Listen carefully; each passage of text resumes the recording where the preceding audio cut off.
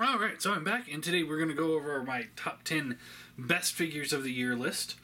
Again, like the worst list, I don't have all of these figures, so I can't really show them off. I do have one I want to grab real quick, though.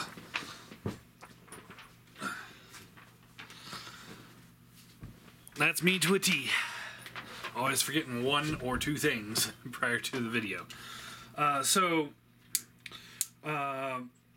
I don't have all the figures to talk about. I do want to give a quick shout out to what I would say the most improved company of 2017, which would be they're the same company, so KFC and X Transbots. Their quality was so bad, I just flat refused to look at any of their figures ever again. I still would be hesitant to put any of my collection completely, but that being said, I was talked into taking a look at the KFC Snapdragon earlier this year and was honestly blown away by it. I thought it was really, really good. Yeah, so, it wasn't the best aesthetically pleasing figure, so it's not on my list, but I will give it this. It was very cartoon accurate. It's exactly what everybody's wanting in Masterpiece figures these days, a cartoon accurate figure. So in that sense, it's perfect. I didn't... It's hard to say, because it's like, I like the figure, but I didn't love it. I thought it was a really good figure. Hardware was pretty much was great, as Skullface always calls it. The engineering was good. Transformation was fun on a KFC figure. The hands were bigger, so the individually posed joints kind of worked better for that. And then there's this guy, the X Transbots Cosmos, whatever the hell they call him. Again, just shy of making my top 10 list. A friend of mine sent this to me and told me to review it. And outside of two minor little flaws with the figure, with the build quality, I have no complaints about this guy. Personally, I prefer a brighter green for my Cosmos. That's a personal taste, and that's not cartoon accurate. So they did a better job of nailing it than... I think this is the best option for Cosmos. The more I think about it, I want to give it to Toy World, but I can't. And then I want to give it to MMC, but I haven't looked at it, so I can't give it to MMC. I have to give it to him. He's the best MP Cosmos out there. I think he's great. Couple design choices kept him from being my personal favorite in my top 10 list, but it's a good solid figure. So his review should be, I think, Monday. Oh well, Monday from when I'm filming this. This is Christmas Eve, actually, when I'm filming this. So it'll be up before this video is up, because this video is going to be coming up on the 29th or 30th. I can't remember what I've got it set for. But anyway, so this is going to go up right near the end of the year. The Cosmos review will be up beforehand, so you guys will already know my opinion. But my opinion for the figure has actually gone up since the review. The more I kind of mess with it, the more I actually like it. Anyway, alright, let's get into the top 10 figures. Number 10, the DX9 Seekers. These were the Legend Class Seekers. They released them, I believe there was 2 3-packs and a 6-pack, I think. Yeah. Or it was just the 2 2-packs. But honestly, I'd say that's the best way, and that's the only way the Seekers should be released. From this moment on, iGear did it best, where they released the individual main Seekers, Starscream, Thundercracker, Skywarp. I really wish they would have gotten Rainmakers and the Welcome Committee in, but they couldn't. And then they did the Conehead, so they at least got the main 6 out, and they all came out at the same time. DX9 did it in 2 3-packs at the same time. Make Toys has released Starscream. Right now we have to wait for the repaints, which is going to take forever. And then Takara does that too, where they just bleed out that mold for year after year after year after year. They really should just be like, okay, bam, here's the 3 Seekers. Yeah, it might be a $600 purchase if it was Takara, or about $400 purchase with Make Toys, but to be able to be like, okay, I have the whole set in one fell swoop. I'm down. I'm definitely down. Same goes with the Chug Seekers. They should have all been released within the first month. There's no reason why it took them years and years to get them all done. So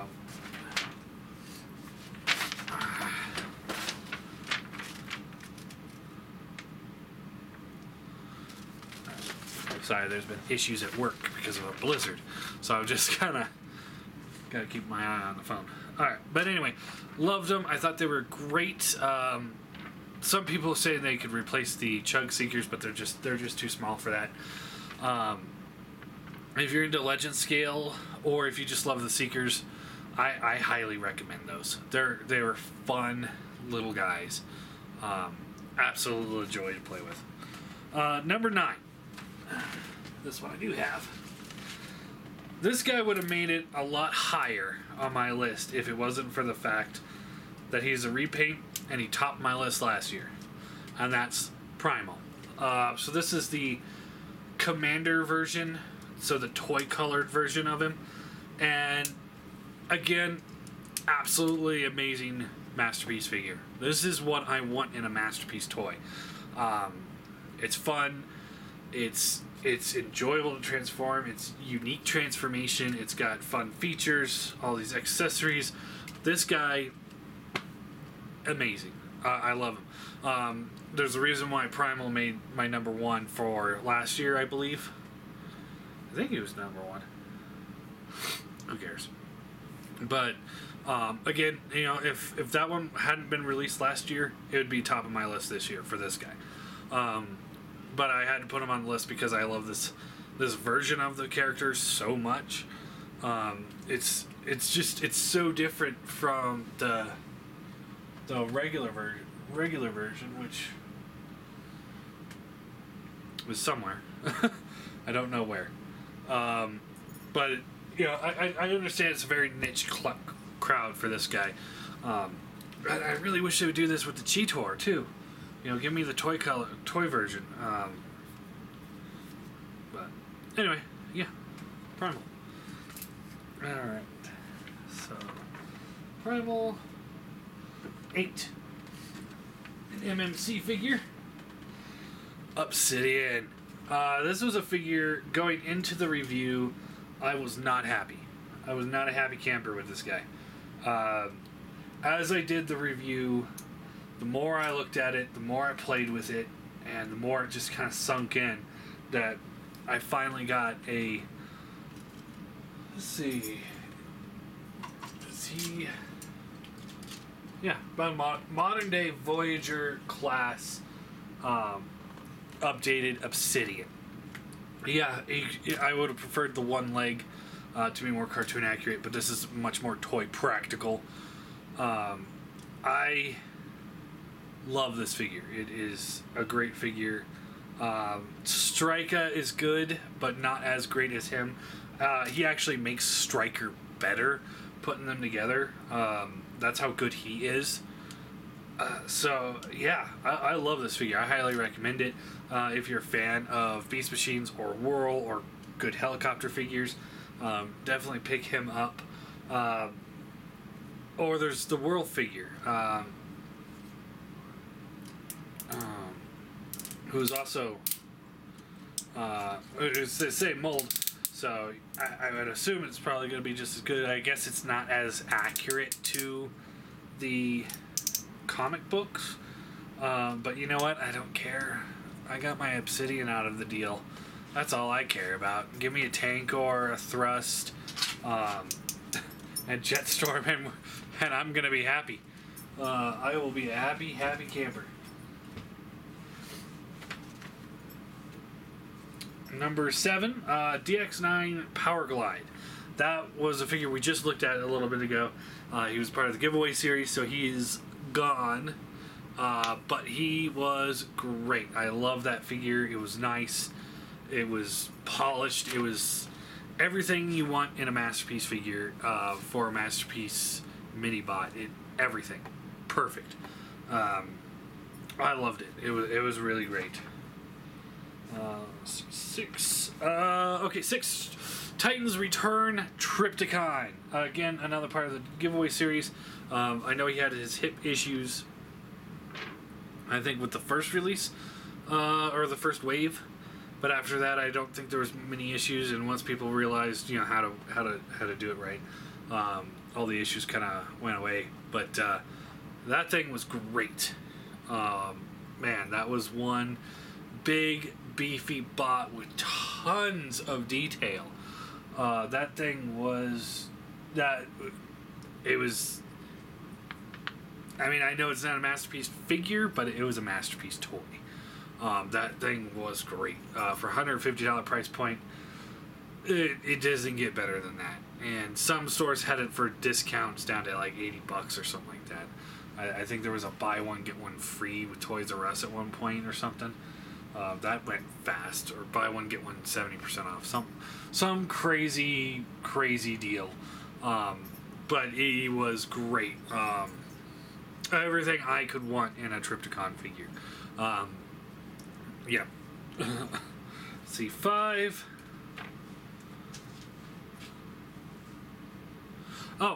Fans Toys Grimlock. That was a really good Grimlock.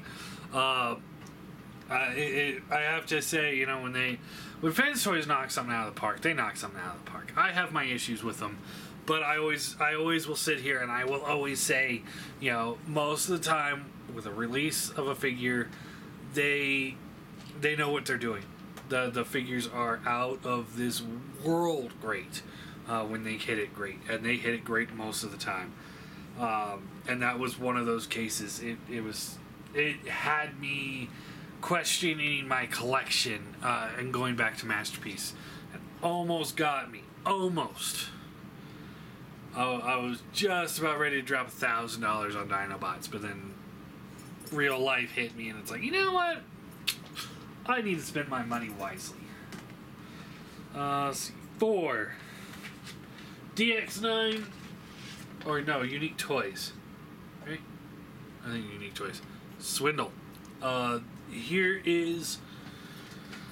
I don't know about how the combined mode's going to make it out, but as far as the figure goes, this guy is great. He's definitely that Masterpiece quality figure, Masterpiece looking figure. It's got the light pipe dies, and I know some people don't like it, but I'm okay with it. It looks great. Just the best Swindle we've gotten. Period. I've been debating on whether or not to get the Zeta Toys one just to compare the two. But I don't know if I can. Looking at this guy in comparison, I don't know if I can. So, but yeah, Swindle, great figure. Highly recommend him. I don't know how the rest of the set's gonna go, but I can tell you, at least for that particular figure, he's a solid standalone figure if you're looking at Jeep and robot mode, and that's what I want in the combiners. Is I don't want it to be so hindered by the combiner that it's like, well, it's good in combined mode. Like a lot of people are saying the Zeta Toys ones are for the Bruticus. It's good for combined mode. It's like, well, I don't want it good for combined mode. I want it good for both modes. I'm one of those people that like to take the combiners off the shelf, take them apart, and mess with them every now and then. I don't want to put it on there and be like, okay, well, that's all I can do with it. So, all right. Number 3. Same exact conversation. Only this guy's better.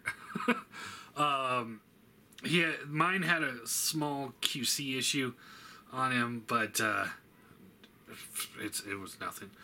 This guy is gorgeous. I love this tank. He is great. Hands down, my favorite brawl of all time. Again, just knocked it out of the park. I wish they would make these in chug scale. I really do. They could simplify it a little bit, but seriously, I'm so irritated that companies will do chug or MP, but not chug.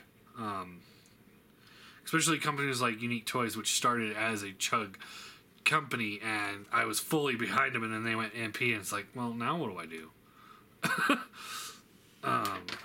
Although I do like the fact that they're getting more recognition of being a good company, like I've been saying since day one.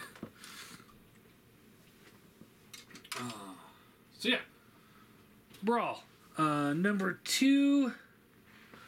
I don't have this guy again. And I've looked at the MP version of him. This is the Make Toys Grapple.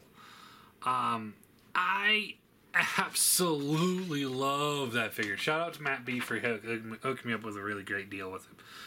But that figure was great. I had no issues with him whatsoever. Everything about it, it hit the aesthetics that I liked more with Masterpiece than the actual Masterpiece one did. Same goes with the Masterpiece Inferno. I've got them sitting on the shelf, reviews coming up, or review will be up. And it's like, I like Inferno, I like the Masterpiece Inferno, and I like the Masterpiece Grapple. I thought they were great. But I like the Make Toys ones better because they have the more real-world aesthetics. And I love the real-world aesthetics for these figures.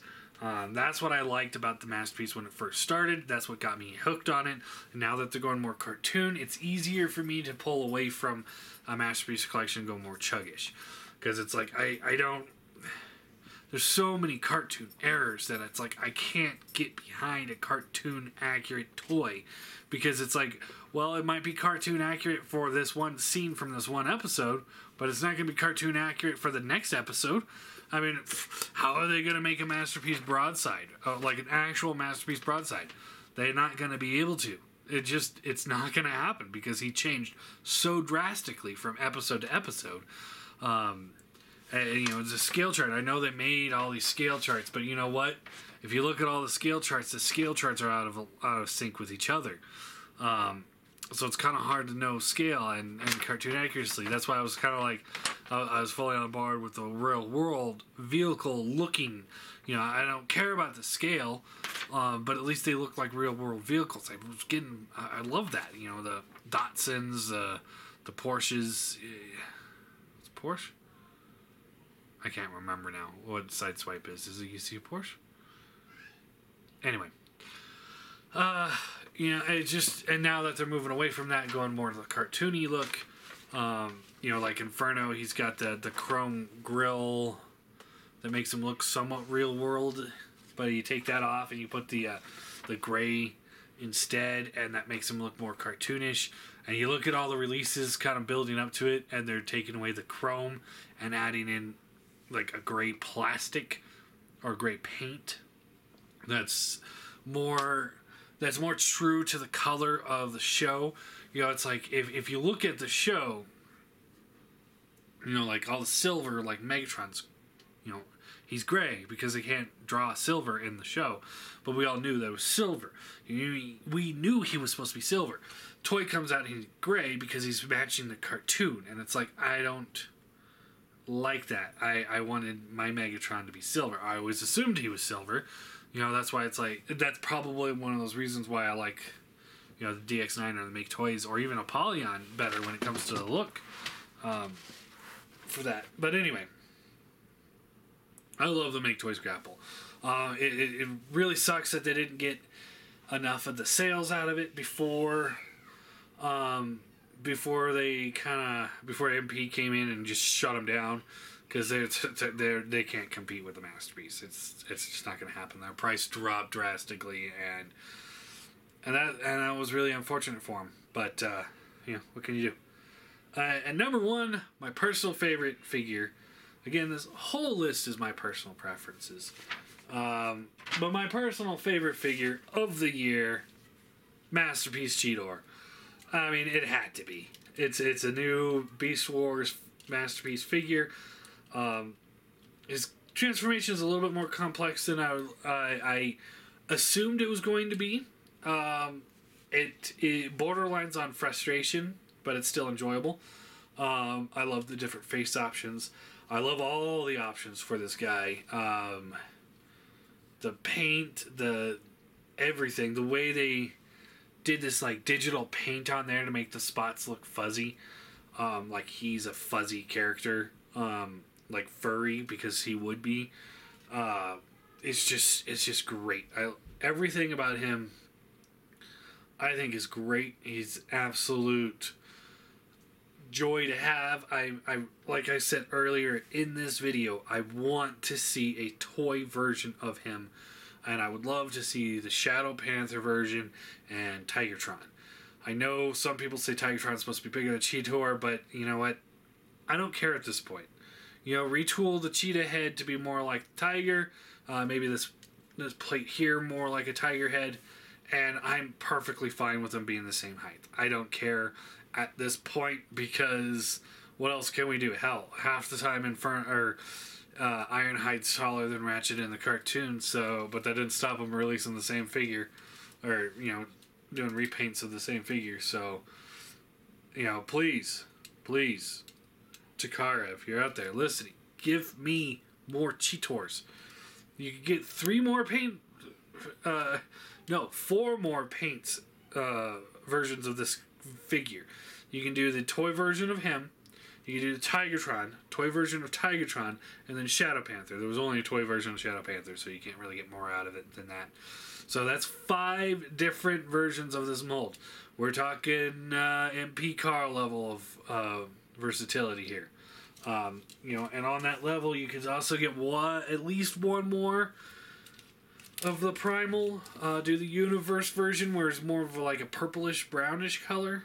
Let's do that. And then of course there's the Burning Convoy and all that stuff from the Takara Beast Wars line. So you got those, but you can at least get one more that would appeal directly to me, and I don't care about anybody else. Just do it for me.